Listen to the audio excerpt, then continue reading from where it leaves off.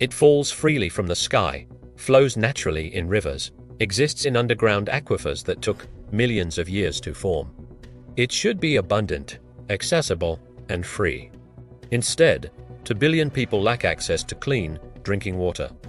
4 billion face severe water scarcity. In the richest nation on Earth, cities like Flint, Michigan went years without safe tap water, while residents paid some of the highest water bills in the country. This isn't natural scarcity. This isn't climate change or population growth outpacing supply. This is engineered scarcity created by a small group of corporations that have systematically seized control of humanity's most essential resource. For companies control the majority of the world's bottled water market. The same financial networks control municipal water systems across 6 continents. They've turned water from a human right into a commodity, from a public good into private profit. But here's what they don't want you to understand. Water scarcity is artificial. The technology to provide clean water to every person on Earth exists right now. Desalination, atmospheric water generation, advanced filtration, all proven, scalable technologies. The scarcity exists because abundance would destroy the business model. When people have free access to clean water, they don't buy bottled water at 10,000 times the cost of tap water. They don't accept massive rate increases from privatized utilities. They don't submit to corporate control over their most basic survival need. So the corporations that control water have spent decades creating scarcity where none should exist.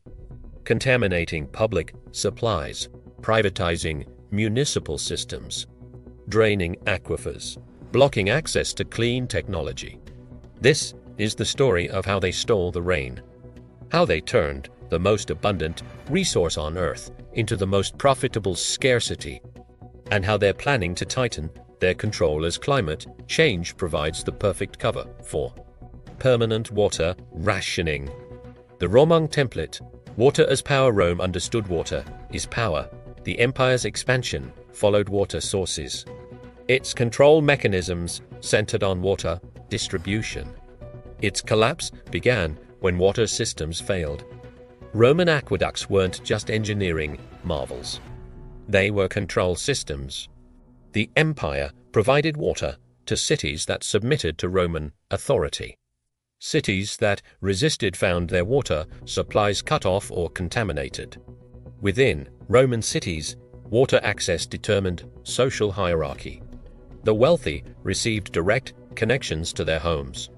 The middle class used public fountains.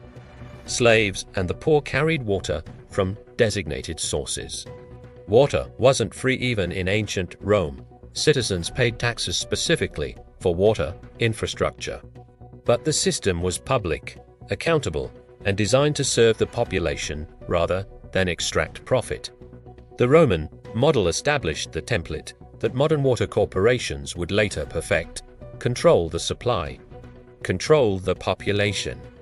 But Rome's system had a fatal flaw from a control perspective. The infrastructure was public. Citizens understood that their taxes funded the aqueducts. When the system failed, they knew who was responsible.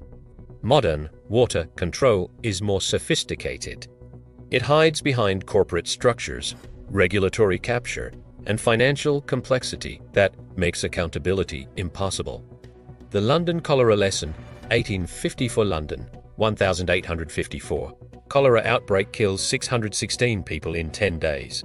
The medical establishment blames bad air and moral decay. But Dr. John Snow maps the deaths and discovers they cluster around a single water pump on Broad Street. Snow removes the pump handle. The outbreak ends immediately. This should have been a triumph for public health and scientific medicine. Instead, it became a lesson in how water crises create opportunities for private profit. The cholera outbreak terrifies London's wealthy residents. They demand immediate solutions. Private water companies offer to provide pure water delivered directly to homes at premium prices. These companies don't solve the contamination problem.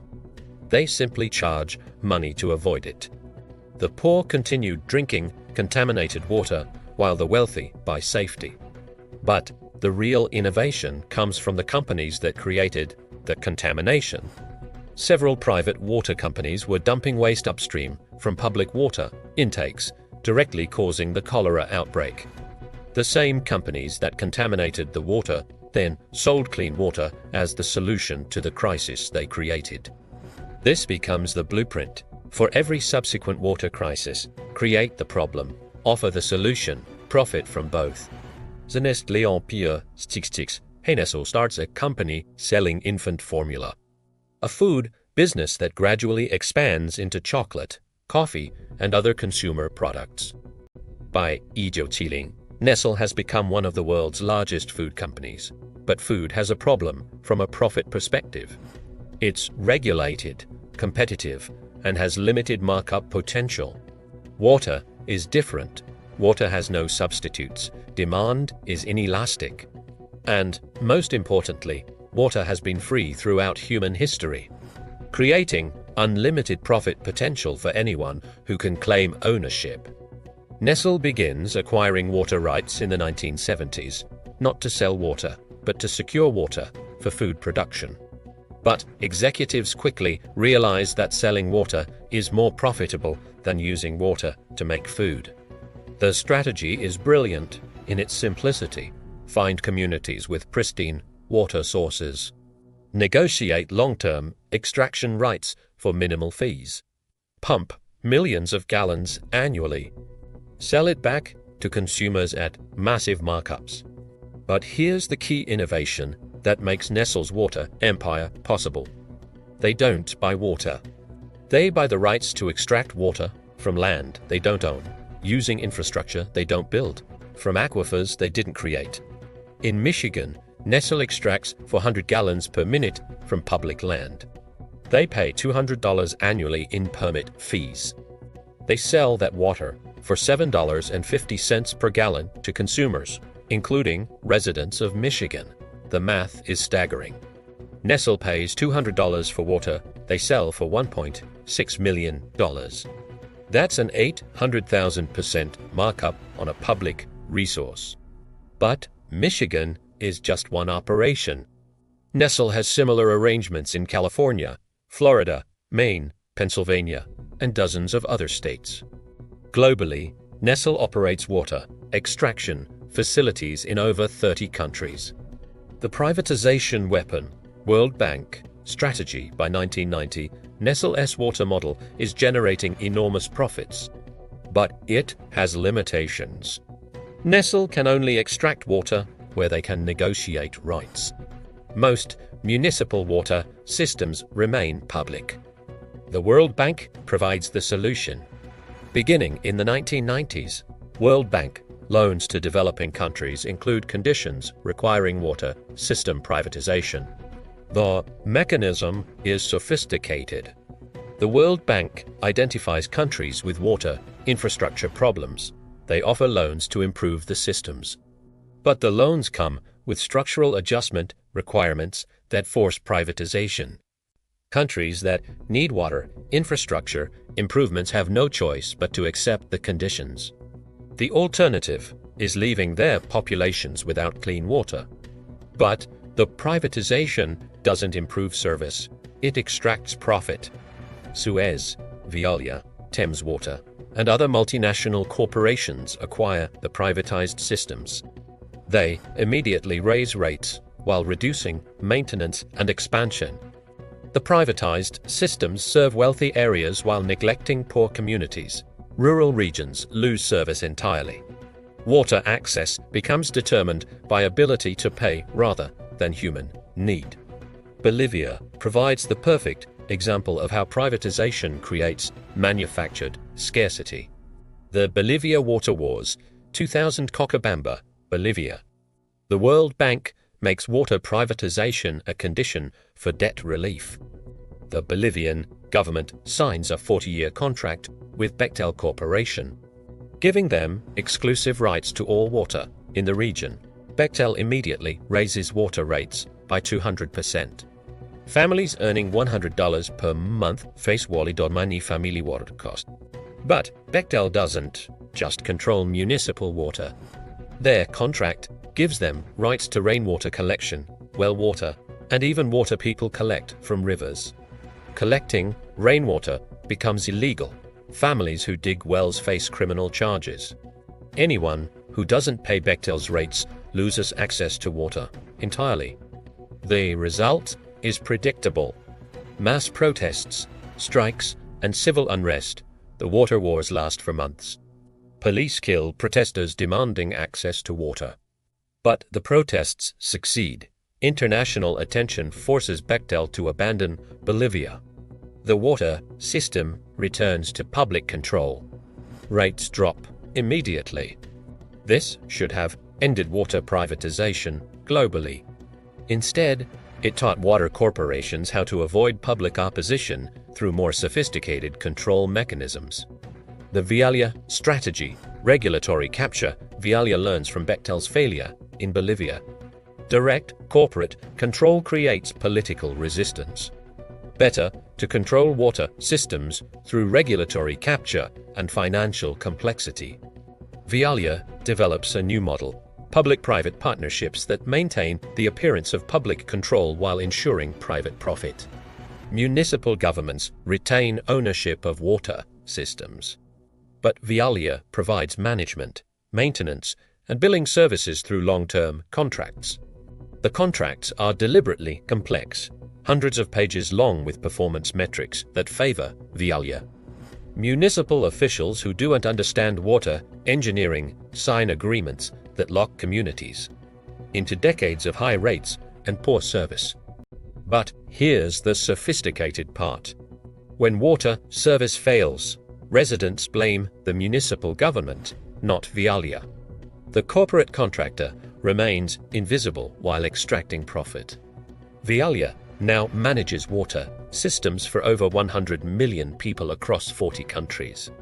Each contract generates steady revenue with minimal investment. Municipal governments bear the political costs while Vialia collects the profits. The Flint disaster, corporate accountability elimination. Flint, Michigan demonstrates how financial complexity eliminates corporate accountability even when water privatization creates humanitarian crisis. In 2011, Michigan appoints an emergency manager to control Flint's finances. The emergency manager switches Flint's water source from Detroit's system to the Flint River to reduce costs.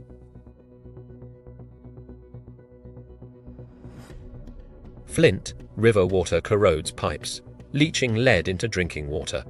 Children suffer permanent brain damage from lead exposure. But here's what most coverage misses. The emergency manager who made the decision came from a consulting firm with ties to water corporations. The engineering firm that recommended the switch has contracts with bottled water companies. When the crisis becomes public, residents have no legal recourse against the private entities that created the problem. The emergency manager claims immunity. The consulting firm claims they only provided advice. The engineering firm claims they followed regulations. Meanwhile, bottled water sales in Flint increase 1,000%. Nestle, Coca-Cola, and other water corporations profit from the crisis their partners created. The Flint model becomes the template for water privatization in America. Use financial crisis to justify emergency measures. Transfer control to private entities with no accountability. Profit from the disasters that result. The atmospheric water generation suppression, but water corporations face a technological threat that could make their scarcity model obsolete. Atmospheric water generation can produce clean drinking water from air humidity anywhere on Earth. The technology isn't new. Military units have used atmospheric water generators for decades. The equipment is reliable, scalable, and can provide unlimited clean water using only solar power. A single atmospheric water generator can produce 5,000 gallons per day from air alone. Installed in communities worldwide, these systems could provide clean water access to every human being at a cost of pennies per gallon. But atmospheric water generators threaten the entire water industry business model. If communities can produce their own clean water, they don't need corporate water services. So water corporations systematically suppress atmospheric water generation through regulatory barriers and patent acquisition. Zero Mass Water, one of the leading atmospheric water companies, raises $50 million in venture capital funding. But major investors in the funding round include companies with ties to traditional water corporations. Within 2 years, Zero Mass Water shifts focus from community-scale systems to high-end, residential units that serve wealthy customers rather than addressing water scarcity. Other atmospheric water companies face similar patterns. Venture capital investment that redirects technology away from mass deployment toward niche applications. The smart water scam, digital control. As atmospheric water generation and other decentralized technologies threaten centralized water control, corporations develop digital systems that maintain control even when the technology changes. Sold as efficiency improvements, these systems actually increase corporate control over water access. But the most sophisticated control mechanism is predictive shut-off algorithms. These systems use credit scores, payment history, and demographic data to identify customers likely to miss payments. Water service can be automatically terminated before bills are overdue.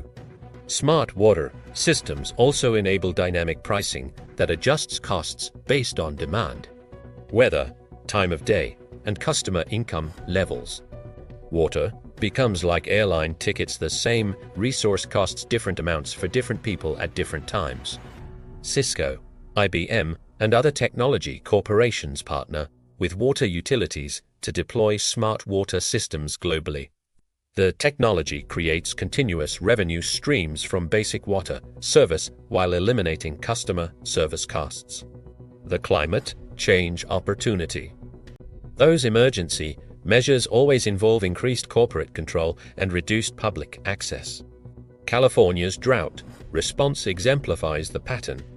Instead of building desalination plants or atmospheric water systems that could provide unlimited clean water, the state implements rationing that reduces consumption while maintaining corporate profits. Residential customers face restrictions and penalties while agricultural corporations continue unlimited extraction. Nestle continues pumping millions of gallons from aquifers while residents face fines for watering lawns. The rationing creates artificial scarcity that justifies higher rates and corporate water services. Drought becomes a business opportunity rather than a crisis to solve. Cape Town, South Africa provides an even clearer example. Facing day zero when municipal water supplies would run out, the city implements strict rationing and prepares to shut off water service entirely. But private water corporations offer subscription services that guarantee water access for customers who pay premium rates. The crisis creates a two-tiered system: public scarcity and private abundance. The investment network, who controls water now, the same financial networks that control oil, food, and pharmaceuticals control water systems globally. BlackRock, Vanguard, and State Street own controlling stakes in Nestle, Veolia, Suez, American Waterworks, and other major water corporations. These asset managers also own shares in bottled water companies, water technology firms, and agricultural corporations that depend on water access. They profit from water scarcity and water solutions simultaneously. But the most sophisticated players profit from water futures trading. Water has become a commodity traded on financial markets like oil or gold. Investors can bet on water prices, weather patterns, and scarcity events. The Chicago Mercantile Exchange launches water futures trading in 2020, allowing investors to profit from water scarcity without owning any water infrastructure. Financial speculation increases water price volatility while transferring profits to Wall Street. The true solution: decentralized abundance. The technology to provide clean water access to every person on Earth exists right now. Desalination powered by renewable energy, atmospheric water generation, advanced filtration systems, distributed infrastructure that eliminates transportation costs. The total cost to provide universal water access using current technology would be approximately $30 billion annually. That's less than Americans spend on bottled water each year. But decentralized abundance threatens the business model that generates hundreds of billions in annual profits from artificial scarcity. Water corporations maintain control through information suppression as much as infrastructure control. They want people to believe water scarcity is natural and that corporate management is necessary. Neither is true. Water abundance is achievable with existing technology. Decentralized water systems are more efficient and resilient than centralized ones. The real water crisis isn't about scarcity. It's about control. The same financial networks that profit from oil scarcity, food scarcity, and energy scarcity have created water scarcity to extract profit from humanity's most basic need. They've turned rain into property, springs into assets, rivers into revenue streams. And they're planning to extend their control as climate change creates new opportunities for crisis management. But water is different from oil or food. It falls from the sky, it flows naturally, it can be generated from air. The technology for water abundance exists and can't be permanently suppressed. The question is whether humanity will accept corporate control over water or demand the abundance that has always been possible. Water life should never property. The time to reclaim it is now, before the control system becomes as entrenched as oil dependency. The rain belongs to everyone. The rivers belong to everyone.